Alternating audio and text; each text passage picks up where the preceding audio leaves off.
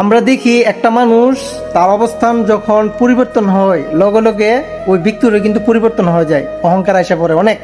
আমি অনেক বড় হয়ে গেছি, অথচ আমাদের ব্রাহ্মণবাড়িয়া সরাইল উপজেলার চেয়ারম্যান যে সময় বাই হয়েছিল, ওই সময় চেয়ারম্যানই পাশ করার পরে কি বলছিল আপনারা এই ওনার মুখ থেকে কথাটা শুনেন। একটা কথা, আপনারা কষ্ট করছেন, অপরিসীম কষ্ট করছেন। যারা আছেন তারা যদি মনে করেন যে আমি উপজেলা চেয়ারম্যান বা চেয়ারম্যান ডাকবেন, তাহলে আমার পাবেন না। বিচার করেন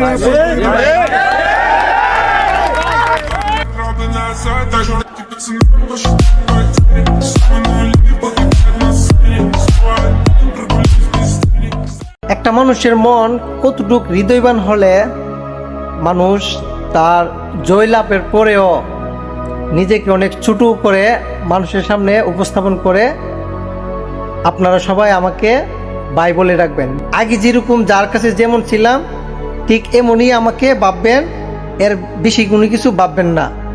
এই হচ্ছে আমাদের ব্রাহ্মণবাড়িয়া সরাইল উপজেলা সাবেক চেয়ারম্যান আমাদের শের আলম ভাই, আমাদের অনেক মহব্বতের প্রিয় ভাই, যাকে আমরা কোনোদিনও ভুলতে পারব না। এত ভালোবাসা আর এত আদর স্নেহ আমাদেরকে করেছেন। যারা শের আলম ভাইকে ভালোবাসে একদম মন থেকেই ভালোবাসে, শুধু এই মন মানসিকতার কারণেই মানুষ ভালোবাসে। এই ভালোবাসা দিয়েই আল্লাহ যদি চায়, আপনারা যদি পাশে থাকেন, ইনশাল্লাহ আবারও জয় হবে ইনশাআল্লাহ।